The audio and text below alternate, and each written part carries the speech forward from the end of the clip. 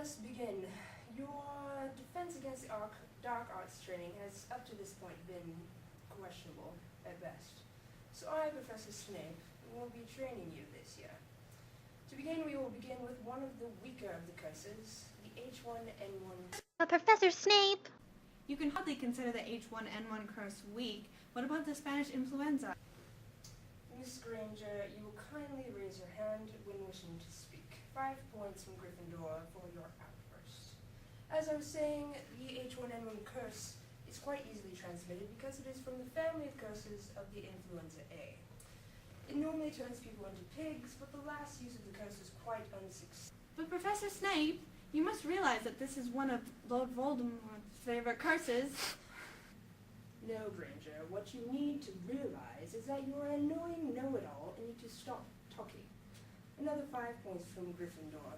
As I was saying, it is important to know the structure of the curse in order to defend yourself. The H1N1 curse is a single-stranded negative sense RNA curse, and it usually is best defended against by washing your wand often and learning to transform yourself back into a human, or whatever you are, when being transformed into a pig by the curse. Let us move on to another curse of more importance, the Black Plague. But Professor Snape, sir, I really feel like the class should know how strong the H1N1 curse is, sir. In 1918, it killed over 40 million people, including 2 pigs. And what about when Lord Voldemort used it again in 2009? It killed 17,000 people and at least 4 pigs. And what about the curse's ability to mutate the hemoglobins and neuraminidases? Neurominal what? Shut up, Ron. I love you, but I hate you at the same time! The hemoglobins and the neuraminidases cause the curse to gain virulence. Surely we must know how to defend ourselves against that, Professor. Well, Miss Granger, seeing as your passion for the subject has taken all of our class time, I want 3 parchment links on H1N1 curse from all of you by tomorrow. But from you, I'd like 10. Class dismissed. If we weren't getting married later, I'd turn you into a pig right now, Ramon. That's a pretty interesting class, right? Huh? Do you even ever pay attention at all? Why would we do that when we have you? Harry, you out of all people should pay attention. Voldemort could use that curse at any time. Okay, Hermione. Snape's hair was particularly greasy and gross today. Why is this curse so much worse than the rest? It's contagious for one thing. Nice try, Hermione. I'm maybe thick, but I'm no Crabber Goyle. It's a contagious curse. Voldemort would only need to curse one person, and then it can spread to all of Hogwarts within only a few days unless we take precautions. How in the world would it do that? Basically, the curse is passed by someone who doesn't have the curse getting in contact with someone who does have the curse, either by coughing or sneezing or touching something that the cursed person has coughed or sneezed on, or going to Mexico. Then the curse is within their body, it replicates in their cells, and then they can pass it on to someone else. But what does it actually do?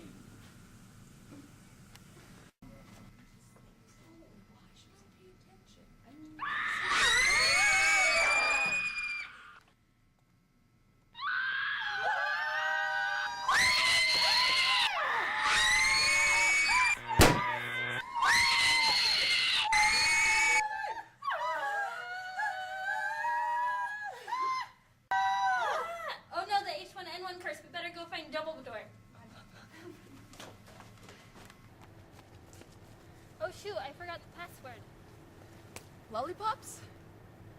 Birdie Bots ever flavored beans?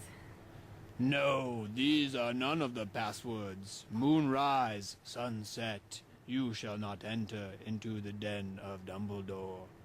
BYU Creamery. Bronco Mendenhall? Lavelle Edwards? Brilliant. Yes, that is the password. Come in, my brothers and sisters of the earth, and speak with Dumbledore.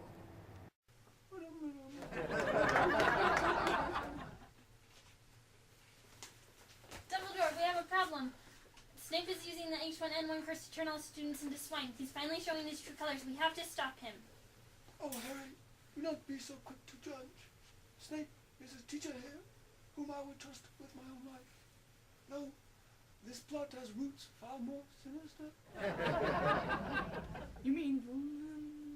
Of course he needs Please, Voldemort. Who else could it be? But Professor, how do you cure the H1N1 curse? Well, as you know, the best way to kill the curse is to prevent the curse.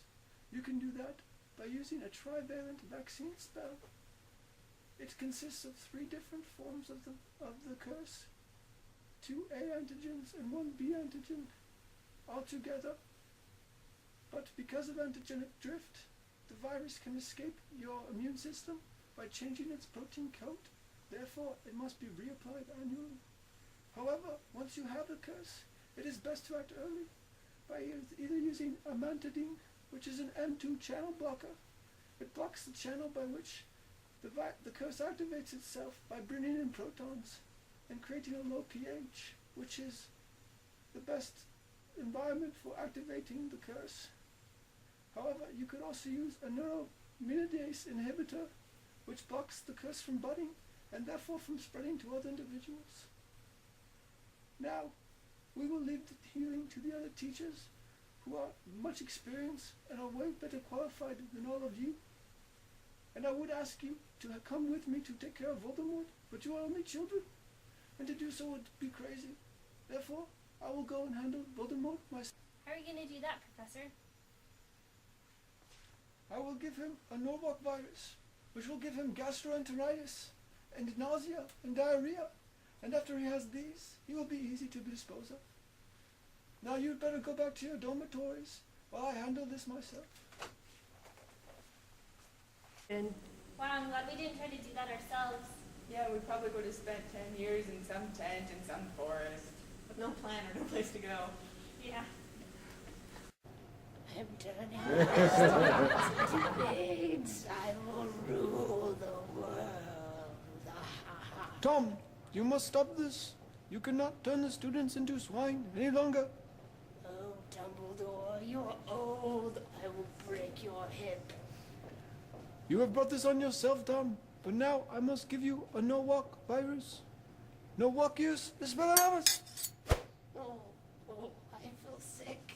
I need to go to the bathroom forever. Now that you are nauseated and have gastroenteritis, I will dispose of you. Avada Kedavra! Remember to see Harry Potter on tonight. Come to see me tonight.